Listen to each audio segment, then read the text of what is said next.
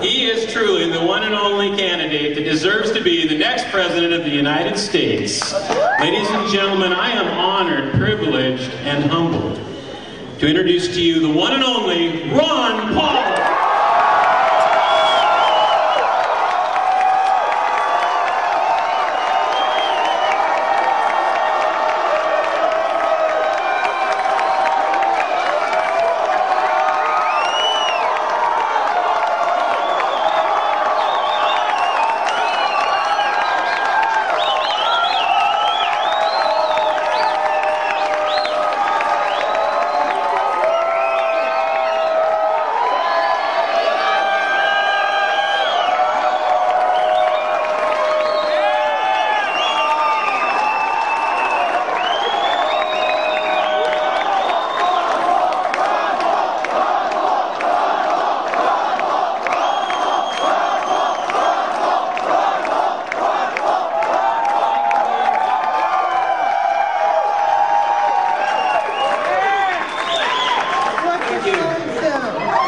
Thanks for inviting me to your revolution.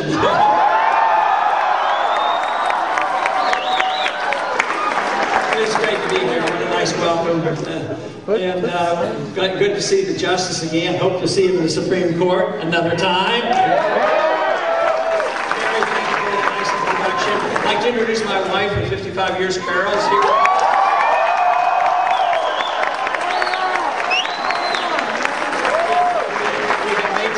Children, we brought one along, Linda. But it is great to be here and hear the enthusiasm. That means that the issues are alive and well, the spirit is alive and well. Matter of fact, not only is it alive and well, it's growing by leaps and bounds.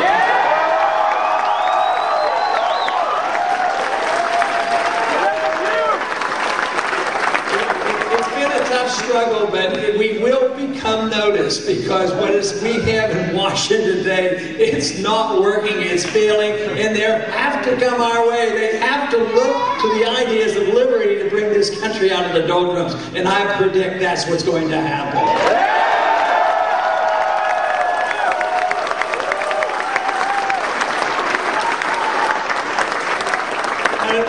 It is wonderful. I've been talking about these issues for a long time. I also love medicine, practiced medicine for a long time. I've been in Congress for 4 terms. We went back to medicine, but you know, I thought maybe the country is ready, maybe these changes will occur. And that was in '97. And even in 1997, I was a bit disappointed. There really wasn't. But there's something different going on right now. It started about 4 years ago. I think what's happened is the recognition by just about everybody in this country there's something seriously flawed with the government that we have today, and we have to change it. That's what I think.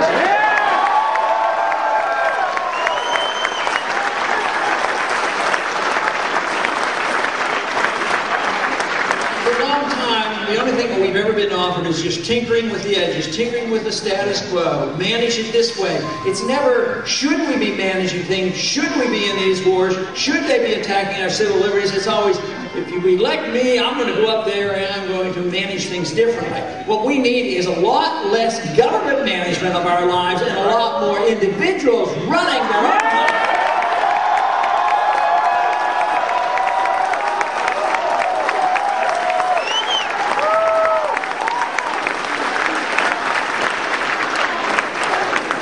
You know, you hear so often other candidates running for the president, I'm going to do this, I'm going to do this, I'm going to do that. The one thing, though, is, and I'm convinced, if you're a constitutional president, you really can't say that, because the president is not supposed to be a king. The president is not supposed to say...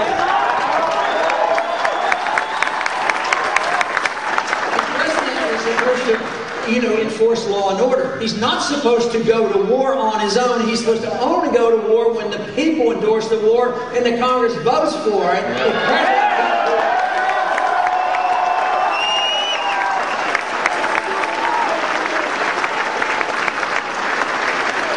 And the president certainly shouldn't get the authority from somebody outside this country, like the United Nations or NATO. They don't have the authority.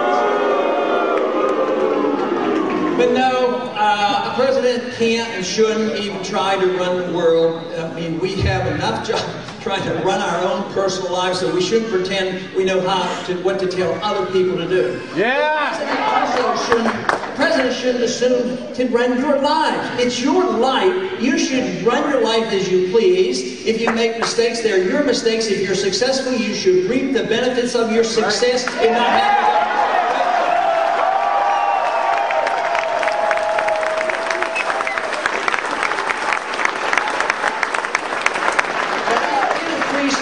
when you have property rights and contracts rights and sound money, the government has a responsibility to make sure that environment is correct, that you do have freedom and acceptance of property rights. But if you don't have that, and you can't expect a president to come in and say, under the conditions of economic intervention to run the economy, that it's only a decision that you argue, I can run the economy better than this guy, I can run the economy better. The president can't run the economy, the people have to run the economy, and you have to have your freedom.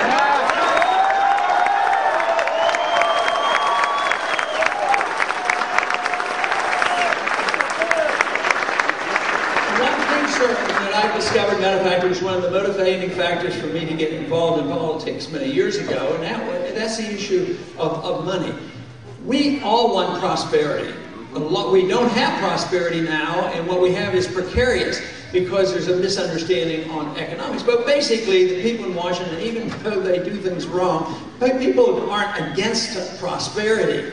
But one thing with certainty, and I decided this in the late 60s, 1970s, early 70s, when I started studying monetary policy. You cannot have a sound economy, you can't have a wealthy nation if you don't have sound money.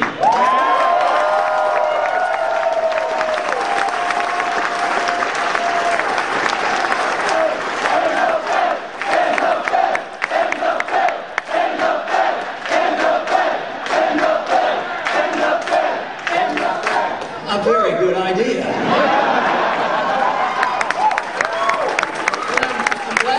This state, as well as other states, are taking the initiative of obeying the Constitution. It says the states cannot use anything other than silver and gold as legal tender. So when we obey that, we'll have sound money.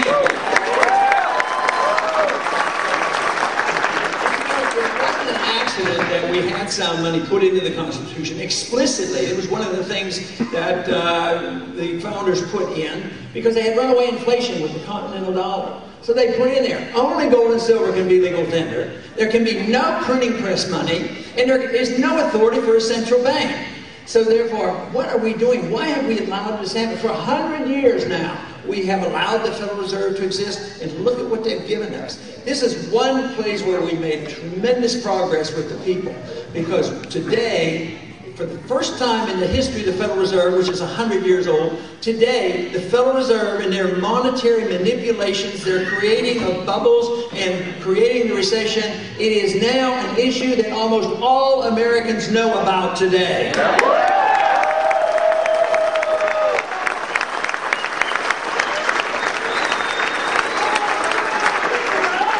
85% of the American people now say, at least we have to make them open the books and find out what they've been up to. Who do they take care of? Is it Wall Street? Is it Goldman Sachs and all the banks and the military? But to do it in secret and for us to allow them to get away with this, this is beyond. I don't think we will have a republic until we know exactly who's printing the money, why they're printing money, who they're bailing out, and who they're taking care of.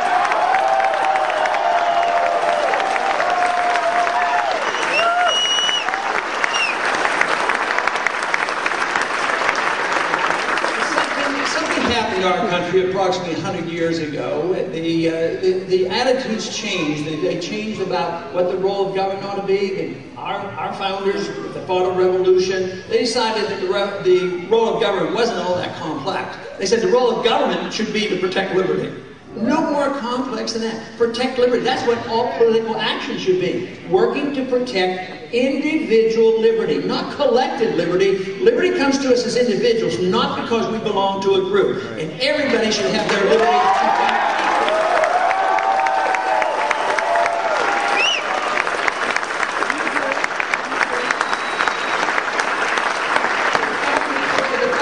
were very clear in their understanding that social, personal liberty is not different from economic liberty.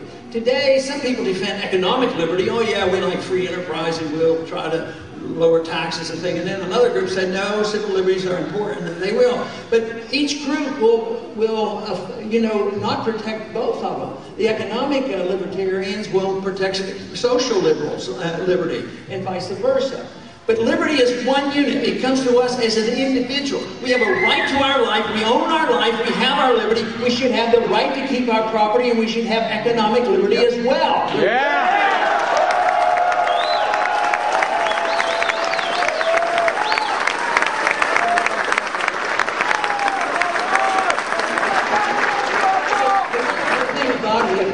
This principle of liberty, not only is it popular, it brings people together. This is the magnificent thing. Because if you think about it, people use their liberties differently. Most of us can understand rather clearly about religious freedom. We have religious freedom. We have freedom not to practice religion. We have freedom to pick and choose our religion. And that's a pretty important right to have. But we don't object to people who do something different than us. But too often, when it comes to other social policies, our habits and our social activities, all of a sudden we say, oh, if we give them too much freedom, they might do something that we don't approve of. And they think that liberty means that you endorse something. Not necessarily. Because we believe in religious liberty, that doesn't mean that you have to endorse anybody else's religion. You just endorse your own, and you want your freedom to practice your own religion.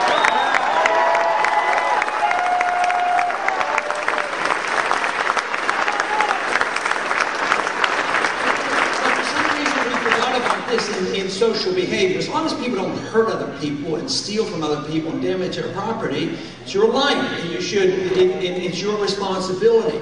So all of a sudden, if you understand this brings people of all walks of life together, because they will use their liberty in a different way, and it shouldn't be offensive. You say, well, you're tolerating too much. Well, toleration doesn't mean endorsement. What you're endorsing and what you really want is the principle of liberty. And this is what creates prosperity and creative activity, and it allows us as a society to be nonviolent. This endorses the nonviolent approach.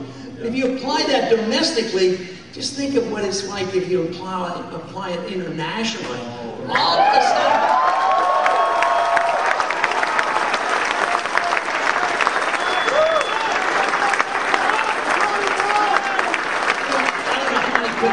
people watch the debates, but occasionally we've been having a debate here and there. And there was one night that I brought up the subject of the Golden Rule, and I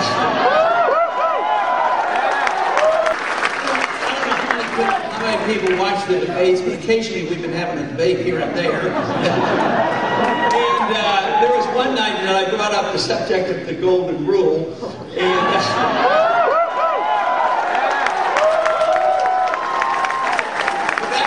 response I got.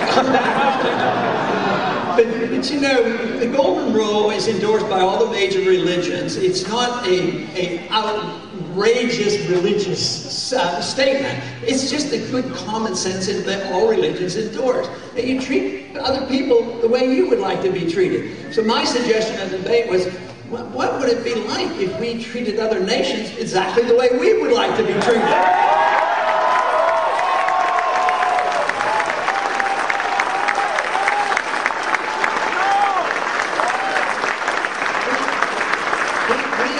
That we own the world, that the world is ours, and now we have 900 bases. We have, 130 countries that were involved, and you'd think we'd own the Persian Gulf. But what if other nations thought they owned the Gulf of Mexico?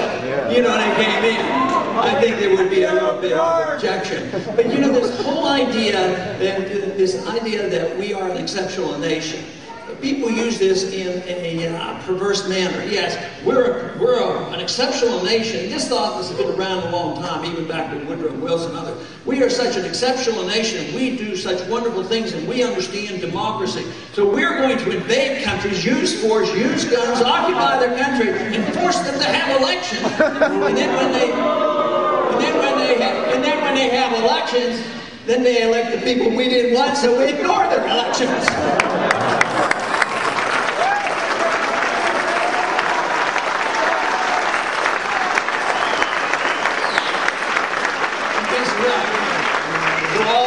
That is supposed to be motivated by good intentions, we end up with more enemies than we need. We just don't need more enemies, more killing, more Americans dying, more people from around the world dying. Drones now bombing almost, they can bomb any spot in the world. And what's going on now? Now they're talking about having thousands of 30,000 drones patrolling our skies in the United States.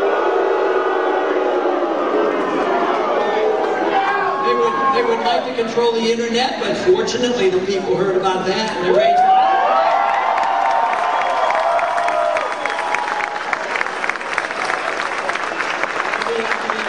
we have to be very careful because already they've set the standard that the military now is a law enforcement agency for domestic law, that the military now, with the canceling out of caustic comitatus, that the military can arrest any American citizen if they become a suspect. They don't get charged, they don't offer an attorney, they can be put in a secret prison and considered and kept indefinitely. That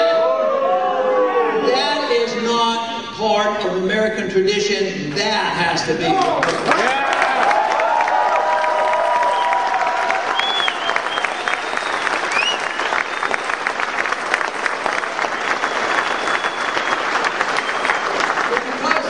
We have been careless in the way we've gone to war. Up until World War II, we declared war. Some of them shouldn't have been declared, but at least we declared them, and we fought them, and we won them, and we came home. But lately, that hasn't been the case. Since World War II, we haven't declared one war, and the wars are just continuous. They've been very bad these last 10 years. The World War II, fighting both the Japanese and the Germans, was less than 4 years, and there was a victory declared. But today, we've been in Afghanistan for 12 years, and now the reports are coming out. Some of the military people are speaking out, and they're saying, it's all a fake and a fraud. There's been no progress in Afghanistan.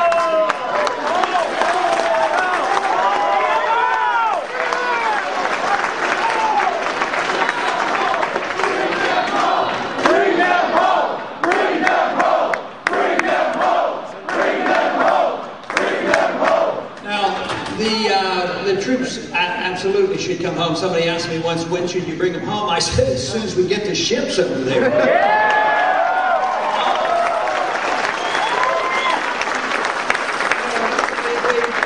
They should come home, and we shouldn't be over there. We shouldn't be pushing ourselves around the world. We should be offering what the founders told us to offer and what's available in the Constitution: friendship and peace. Yep. Friendship and trade.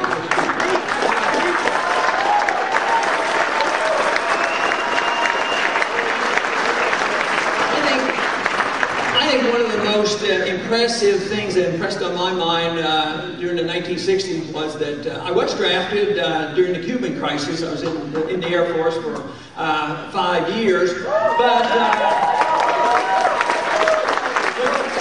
I did not have to go to Vietnam, but obviously that was a big event in the 1960s, and we were there to stop the domino effect of communism. Of course, we lost that war. We lost 60,000 men and women that lost their lives, and all the wounded and the tragedies and the hundreds of thousands, if not millions, of Vietnamese that died with the 20 years of war by the French and Americans. All that to impose our will on a country that has civil war going on. And what happened when we lost and left? All of a sudden, there was no domino effect. The domino effect was capitalism that we were giving up on and they were picking up on. China ends up being our banker now, and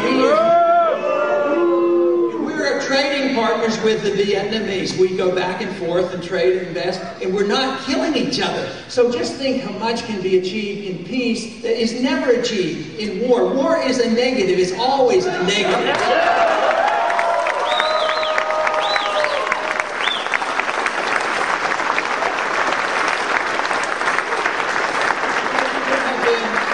Some that wonders, about the foreign policy of non-intervention, and they're confused.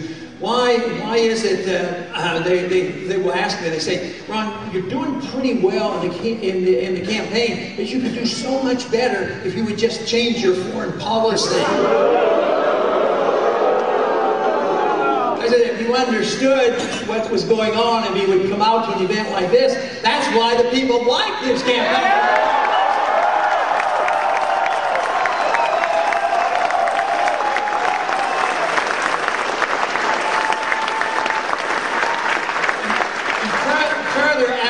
Show that we're on the right track on this is when you look at the money coming in. Where does the money go from the military? It goes to our campaign. We get more money than all the rest put together.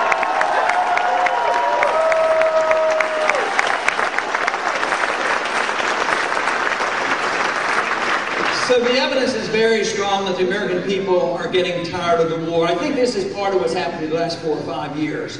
The freedom movement has been creeping along, but there's been an explosion of interest in the defense of individual liberty. But what happened 4 or 5 years ago in 07 and 08 was the collapse of the economy, and people know how serious it is, and that we're not out of the doldrums yet. And they know also that the people who are benefiting in the financial bubble now they're the ones who got the bailout. And guess what? The middle class got stuck with the bills. The middle class got stuck with the bills.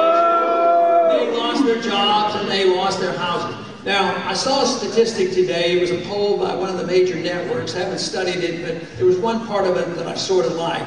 And they were gauging all the candidates and their acceptance by the middle class. And our campaign won the acceptance by the middle class, brought it above all the rest of the middle class support.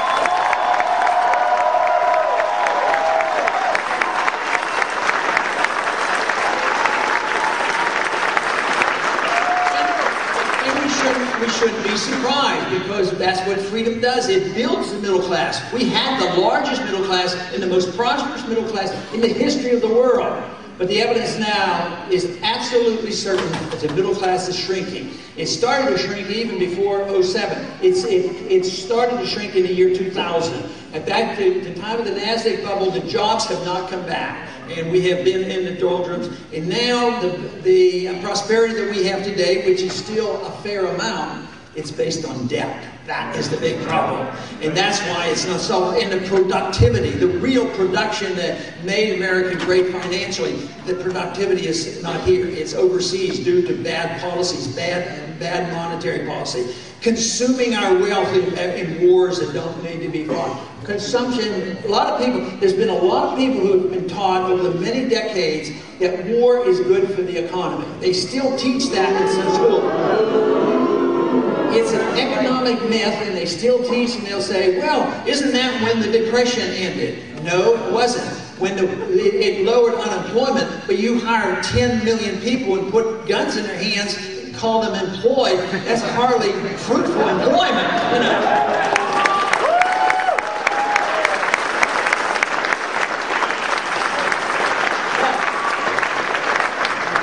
The Depression actually ended after the war, a couple years afterwards, when all the troops came home. 10 million people came home. And the Keynesians said, oh, there's going to be another depression to come home. We have to have job programs. We have to do all these things. Because how will we ever, assimilate having so many people just coming home? They're getting out of the military. 10 million came home. And guess what they did with the budget? They cut the budget by 60%. They cut taxes by 30%. Guess what? The Depression ended there.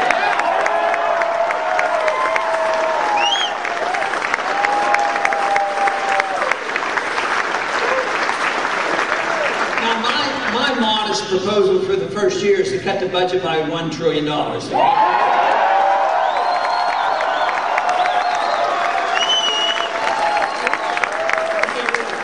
rid of 5 departments that we don't need.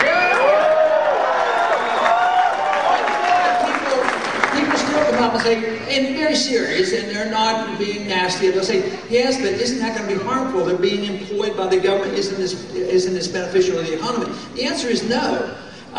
Because if you have bureaucrats interfering with your life, and interfering with the economy, that's not productive. So they take the money from the people, and that's a loss. Then they put it in the hands of a bureaucrat who interferes with your life. That's another loss. You've lost twice. But you take that $1 trillion and put it back into your pockets, and you spend the money, it will be spent much more wisely.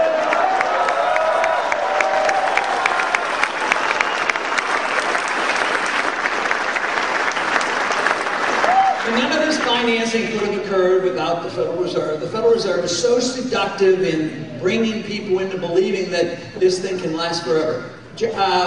Thomas Jefferson didn't even want the government to be able to borrow money. That would have been a good idea. And if we even today, we'd be forced to pay our way, whether it's the war or the welfare, on a daily basis, people would rebel because they would be infuriated on knowing how much taxes they have to pay. So, no, it's delayed. We borrow money. That means you can delay the payment, and then we print the money, and that delays the bad effects from it. But, you know, it used to be that I said, and many people still tend to say, and they say, you know, we can't spend this money today because we're going to give it to the next generation. Well, I've modified that a little bit. We are the next generation.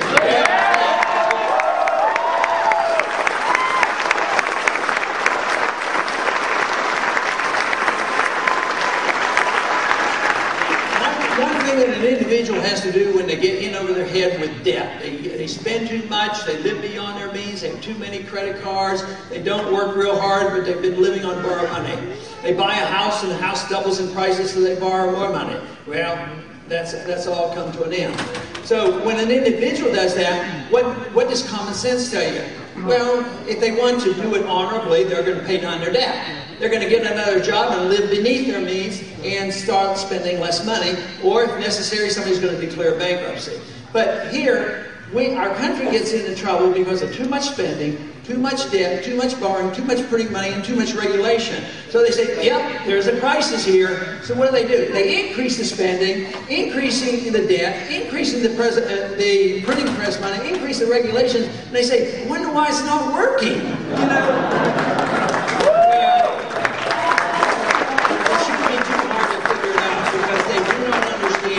They don't have the vaguest idea what kind of creative energy comes from people who are free.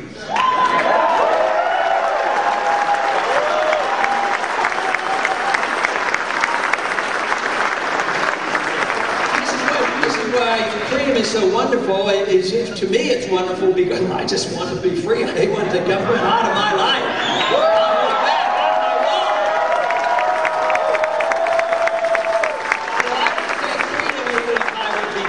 But guess what? You don't have to give that up. We don't even have to make that choice. That's why we should do a much better job in selling this issue of liberty.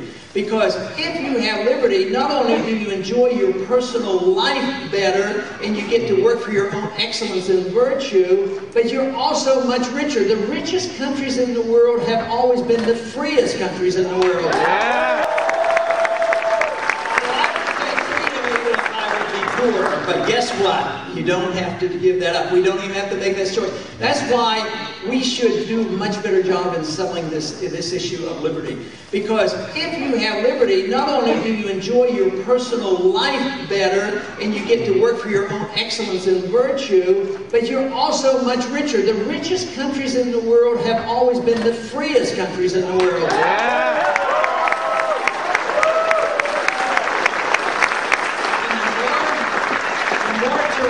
Society is, the more the wealth is divided unevenly. When a country destroys its currency, there's a natural tendency for the middle class to shrink and the money go to the wealthy. And just think of what's been happening to us. Not only did the wealthy benefit from the destruction of the currency, and there was a smaller group benefiting by the government programs, when the crisis came, they got the bailouts and the bad debt got them from the people. That can't happen in a free society, and sometimes they'll challenge me and say, oh, you want so much free enterprise that you don't want to have any regulations. I want regulations of the kind that the free market puts on you. Don't steal, and don't rob, and don't get benefits from the government.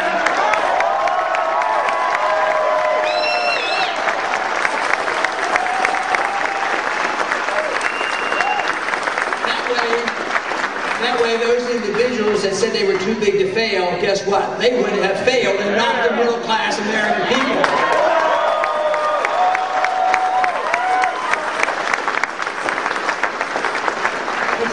Freedom certainly would bring people together because it would not be challenging. We would all accept these liberties and accept other people's lifestyles and their religious lifestyle. That to me would be just wonderful. But freedom is not an old, not a real old idea. People a lot of times will accuse and say, "Oh, you just want to go back to the Dark Ages." They say to me, "You'd be a good candidate for the 18th century." I say, "Guess what's old? Tyranny is old. It's been around for thousands of years."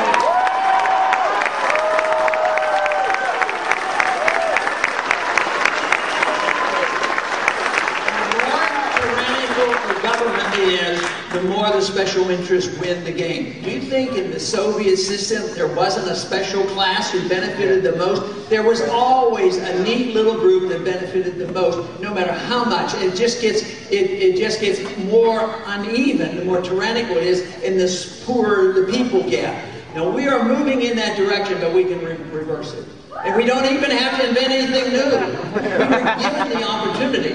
Not a perfect document, but a darn good document. And the document, of course, it was born by the founders, would only be as good as the morality of the people. So it's up to us to decide what we want and use the document, hold the feet to the fire of the politicians.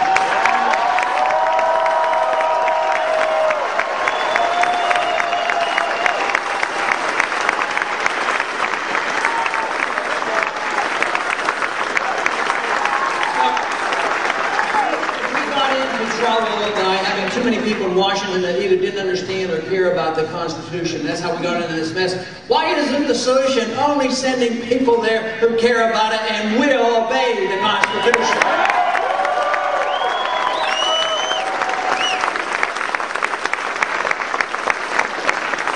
One thing about the importance of individual liberty is understanding that it is truly individual.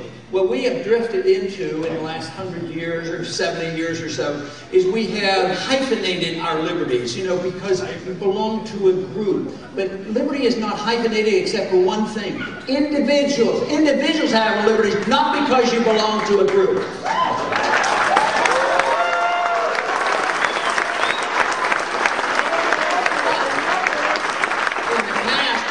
Certain groups lost their liberties because they belonged to a group, and that was wrong. So the people shouldn't get punishment nor benefits because they belong to a particular group. But if you're an individual, you should have absolutely the same rights as everybody else. And you certainly deserve the protection of the rule of law, and that you should be protected against the government. The government should be undermined. And that was the purpose of the government, protect the liberty. And here they are arresting us now and saying you don't even deserve an attorney. This is not the founders also warned us that if we weren't careful, they believed in the republic, they were explicit, they knew what a republic was. It was representative government, it was small government, it was regional government, and they really worried a lot about democracy. And we have become careless. Democracy is the perfect term because we go around the world dying for democracy. But democracy is the dictatorship of the 51%. Put a coalition together of 51%, and they can strip you of all your rights. The purpose of government is to protect you if you're an individual, not to have your rights taken from you.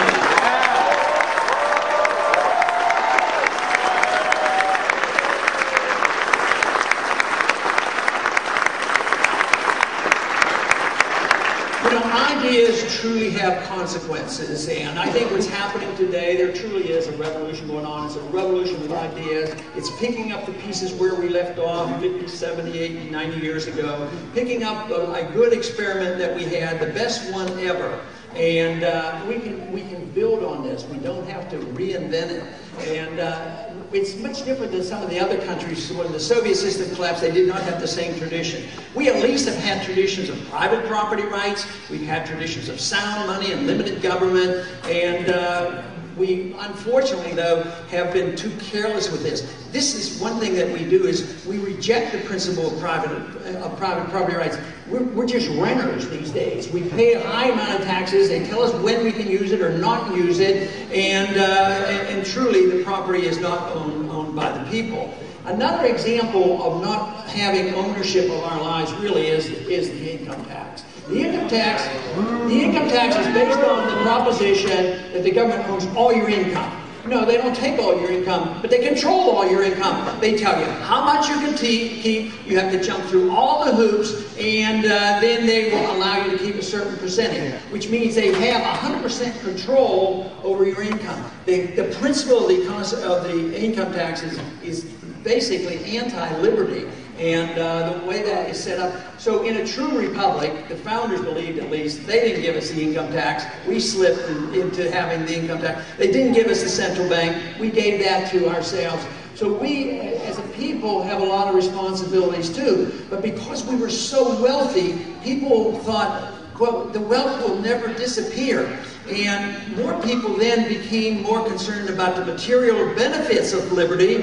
And it sort of invited the notion to get more goods and services. What you had to do is have more influence in Washington. So the lobbyists come in and they run the show and the redistribution of wealth. And guess what? The defense of liberty went into the doldrums. And that has been going on for a good many years. Except it's alive and well today and growing by leaps and bounds. And the people know that the government can't deliver what they have promised. They can't deliver peace and prosperity. Only the people can do that, forcing the politicians to obey the Constitution.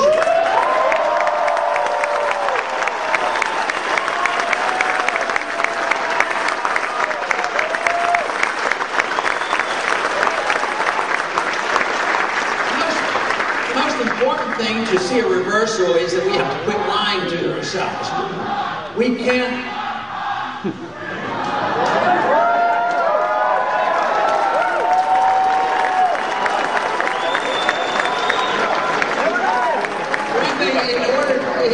If it's a drug addict, they have to finally admit they have a problem, and then they come back. And we have to admit that we can't keep lying to ourselves. We have problems. We know what they are. It's too much government. It's not enough liberty. We need our Constitution. The solutions are out there. They're available to us, and the revolution is really going on. Ideas have consequences, and I am delighted to tell you that there's a couple of groups coming together. Those who have dreamed about it, but rather have been complacent over the years because they have been disenfranchised and haven't been engaged, and they're coming back in because they hold things together. It's the remnant of society that always exists. They come back and they understand it, and they are coming out of the woodworks. The numbers are, difficult to measure. But we also have a whole new generation. The university students are alive.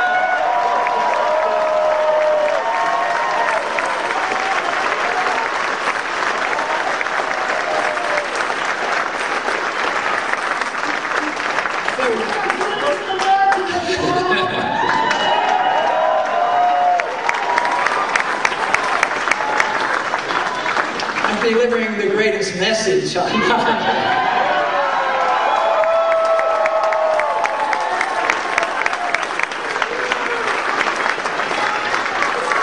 are some of my friends who don't believe in political action. They believe in education, and they do a good job, and they understand economics, and I think that's okay. People who understand that and want to dedicate their life to education, that's fine. They get very frustrated with politics. But the truth is, you do need both. You do need idealism, and you do need education. You do need an understanding of economics, and you need the academicians standing up and explaining things.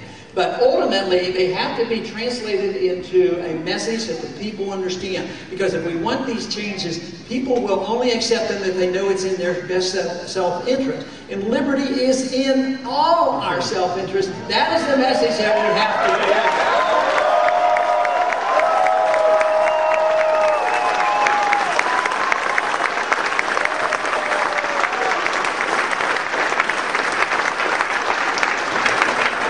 We have just a few things. We need foreign policy, a foreign policy of peace rather than war. We need a monetary policy of protecting wealth, not the destruction of the wealth of this country. We need property rights and understanding, but we need local government. We don't need another level of government going up to the United Nations and NATO. We don't need the federal government getting any bigger. We need to shrink the size of the federal government. We need to deliver the government back to the people.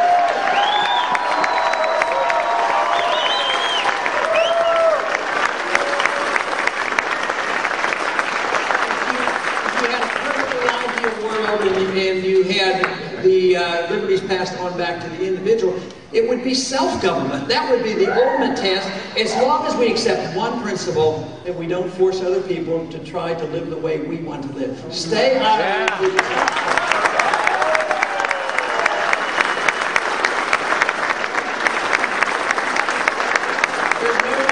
There's no reason to believe that we can't be successful. There's an election coming up. I hope you will participate. I hope you will.